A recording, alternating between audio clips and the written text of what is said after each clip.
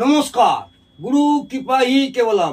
আজকের আলোচনার বিষয় হলো পিতার আয়ু বা পিতার অপারেশন বা পিতার জীবনে কোনো বাধা আছে কি না, সেই নিয়ে আমি কিভাবে বিচার করবেন সেই নিয়ে আমি প্রত্যেক দিনই আপনাদের শিক্ষামূলক আলোচনা ছাড়ি। আজকেও আমি আপনার শিক্ষামূলক আলোচনা নিয়ে দু চারটি কথা বলছি। কিভাবে বিচার করবেন সেই নিয়ে আমি বিস্তারিত একটু আলোচনা করছি। প্রথমে বলি, লগ্ন সাপেক্ষে নবম ভাব থেকে আমরা পিতার বিচার করি। লগ্ন সাপেক্ষে 9th হাউস অর্থাৎ নবম ভাব থেকে পিতার বিচার করি। এই নবম ভাবকে 1 নম্বর ঘর ধরবেন। এই নবম ভাবকে 1 নম্বর ঘর ধরে সেখান থেকে গণনায় 8ম ঘর অর্থাৎ চতুর্থ